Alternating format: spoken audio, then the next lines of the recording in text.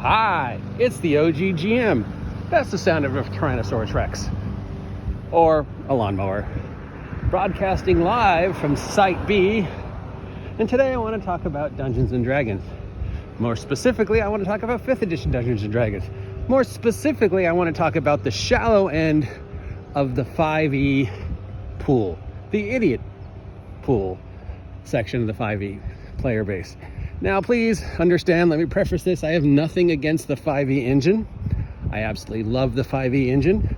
I have said countless times before, I don't feel the 5e engine is the best engine to play Dungeons & Dragons, but it's a great engine. I play 5e. I'm in a 5e game right now. In fact, I'm on my way there. I run 5e. I have no problem with 5e. I do have, as we know, some issues with certain 5e players. And specifically, my main issue is with the shallow end of the 5e pool, the 5e idiots, as we call them. These are the people who not only attack anybody who doesn't play 5e, but they attack other 5e players, anybody who doesn't live up to their standards. Now, it does seem that a leak has sprung in the shallow end of the 5e pool, because in the past couple days we've seen hardcore zealots of the 5e mythology post things saying that, 5e players now need to read Advanced Dungeons & Dragons and old D&D and understand D&D and understand the history of D&D and be aware of D&D. They have to go out and buy a D&D 1st edition. And then like a day later, another crack appeared in the 5e pool where, a notable member of the 5e idiot brigade said that he felt actually secretly D&D was meaningless. So there we go. Okay. Now today we've got the 5e idiot pool talking about player reparation, basically punishing your players, and how punishing your players is okay in a 5e game. You have to hold your players to a certain standard, and if they don't meet this certain standard, you can kick them out of the game simply for not living up to their standard. Now, I gotta say, for a group of individuals that claim they hate the OSR and claim they hate the history of the game and claim they hate anything that isn't 5e, that sounds a lot like game theory / Forge from the 90s. The idea that you could have a group of players and leave a second group of players hanging and hold those A group of players up to a certain level of performance, and if any one of them falters, you kick them to the curb and then you dangle the invitation to the B players to see if they can live up to the expectations.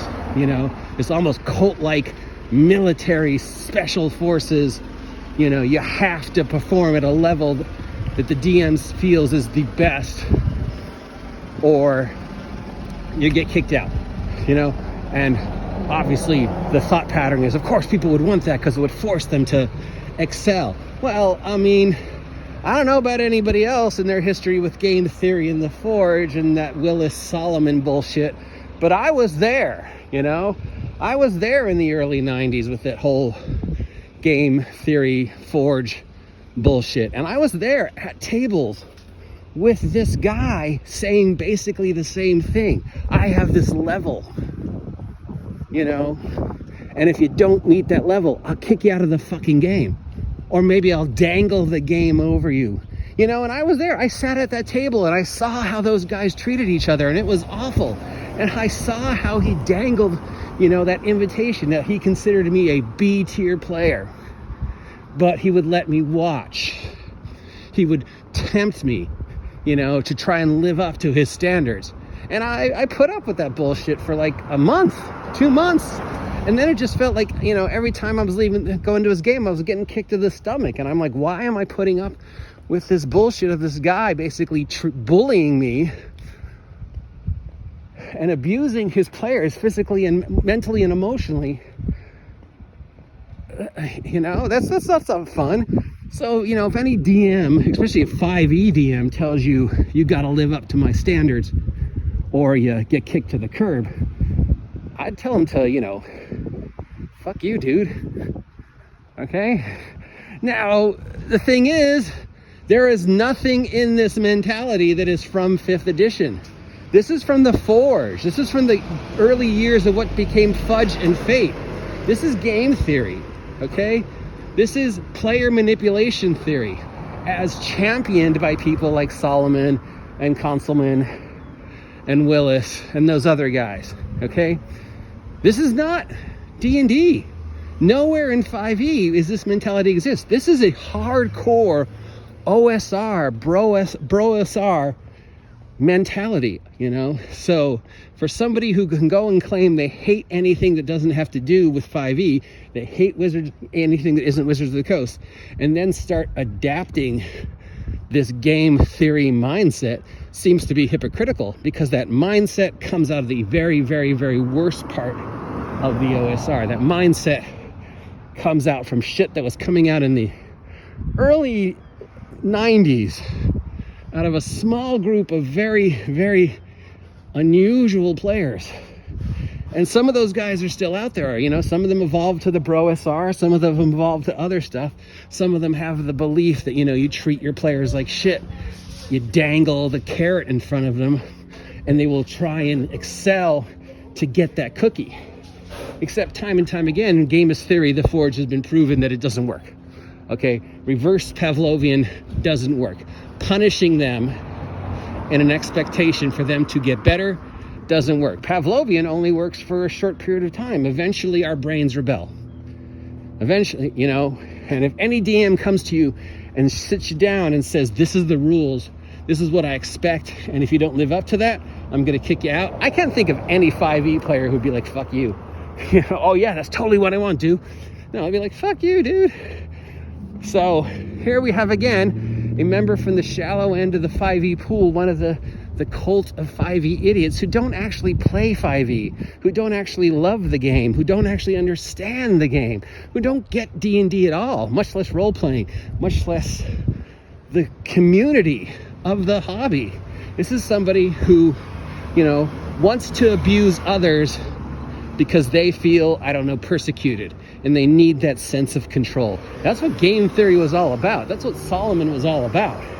All right, and that comes, again, not from 5e, not from Wizards of the Coast. That goes against everything 5e is about, everything Wizards of the Coast is about, everything the D&D community is about. There's no love, there's no joy, there's no passion, there's no friendship in that mentality.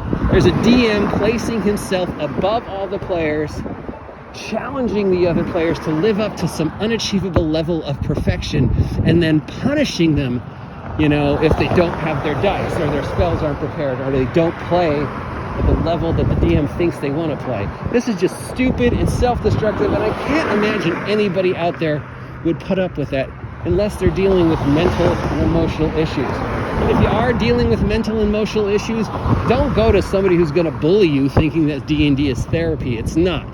Reach out to the professionals, I constantly support mental health on this channel and getting the right help, and that D&D is not therapy. I do not in any way, shape, or form condone game theory. I do not any way, shape, or form condone that whole Fudge, Fate, Forge mentality or the shit that Soloman and Willis and those guys did, and any DM now who claims that they love 5e but is saying this shit, dude, you don't love 5e. You don't even understand what 5e is about. You've never read 5e. You've never read anything that Wizards of the Coast has produced since 2014 if you feel the best way to play is to treat your players like shit and hope they live up to an expectation. So, it's just another sign that the 5e pool is starting to shatter. When you have 5e players attacking other 5e players, which has been in 5e for forever, it's just like that mentality that us versus it's just devouring itself, which is a good thing, because there's no place for that bullying, hypocritical, hate-filled, negative mentality in our hobby. And if you're dealing with that kind of shit at a game, leave the game. And if you're dealing with any mental and emotional health issues, D&D is not the way to resolve them. D&D is not therapy. Please get help. And if you're the kind of DM that feels it's okay to treat their players like shit, to punish them, to hold them accountable, to have this level, and if they don't reach this level, kick them to the curb, then again, dude, you don't understand the game at all, and you shouldn't be running. You need to take a break and actually read some 5e, okay? Read the books. Listen to what Perkins talks about, because that is not what 5e is about. Again, you know, I love the 5e engine. I enjoy playing 5e. I enjoy playing with 5e players who get that it's a game. I do not appreciate that negative aspect of the 5e player base, that shallow end, you know, that the people who treat other people in the gaming community like shits, and you know, that is just gotta stop. It's been going on way too long. And again, here we've got another guy who's like, oh man, my players, I kick them out if they don't live up to my expectation. I got my A team and my B team. You know, if they're not elite. It's like, just you don't understand. I don't care how many years, I don't care what you say your knowledge of 5e is. If you're running that, you don't understand. So stop. Anyways, that's it for today. I'll be back tomorrow. Talk to you soon. Bye.